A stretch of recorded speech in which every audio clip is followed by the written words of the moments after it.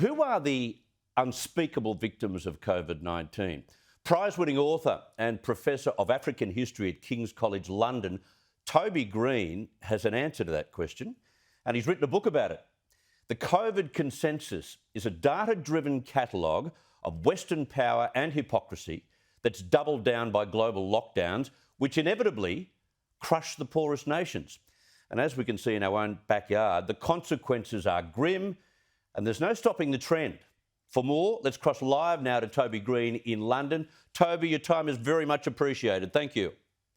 Well, thank you very much for having me on. And yeah, I mean, I wish it was on a more cheerful topic, but I'm so glad you're covering this. How has the world treated the poor in general during the pandemic, do you think?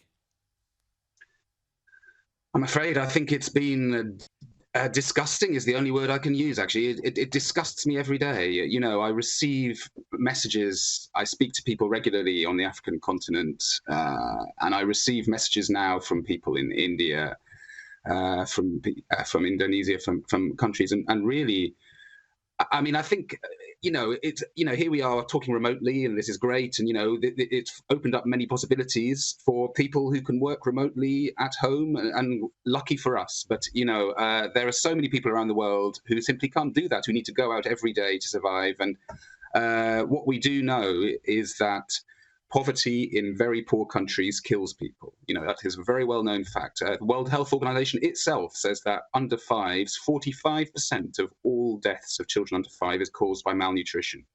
So when you have a collapse in economic livelihoods, as we've seen over the last year in the world's poor countries where people cannot work from home, that is killing many, many, many more people than COVID. I mean, in Africa, for example, the official figures will tell you now that there are something like around about 145,000 deaths from COVID in Africa. But of those, almost 110,000 have occurred in just 6 countries, South Africa and 5 North African countries. So in the vast majority of the continent, we have around 40,000 COVID deaths. Now, this is a continent where 9 million people die every year. So COVID is really a minor concern for the vast majority of people in Africa, and yet their economic livelihoods have been, in many cases, destroyed. Hunger, I mean, I know from talking to people that, places where people were not going hungry, suddenly they're only able to eat once a day. I mean, it disgusts me.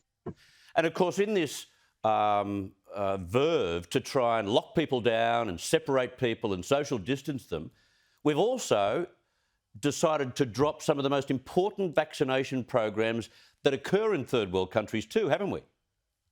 I mean, this is another extraordinary thing which has been happening. In fact, there's an organisation which some of your viewers may know, Collateral Global, which a couple of weeks ago published a report on the impact of COVID restrictions on other vaccination programs. And these are, let's remember, diseases which kill young people. Measles, for example, TB.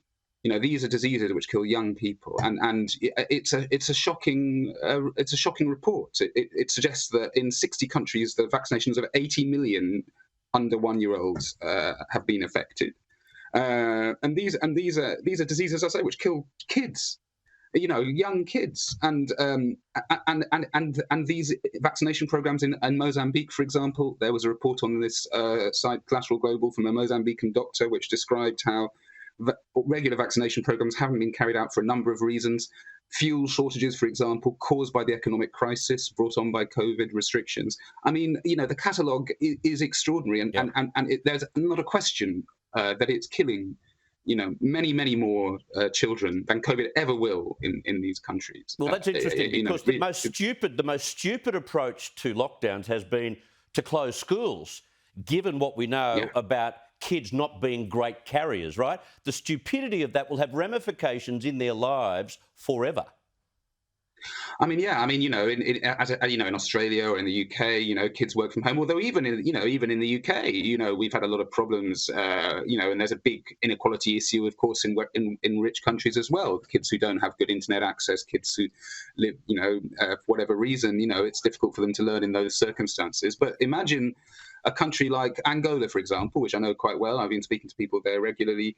And in university classes, they're supposed to go in 1 week in 3, or they were until, during the whole of the last year. Well, what does that mean? In a country where most people don't have access to the internet regularly because data is too expensive, they use their mobile phones if they can. It simply means that the vast majority of people won't be able to learn. And in primary schools and secondary schools, it's even starker. And in many countries, actually, in Latin America, schools were closed for more than a year and have been, and in some cases still are. Yeah, lifelong ramifications. I need to leave it's it there. unbelievable. It's unbelievable. I'll leave it there, but I implore our viewers to get hold of your book, The COVID Consensus by Toby Green. Toby, thank you for your time. Good luck with it. Thank you very much indeed, Chris, and thanks very much. No problem.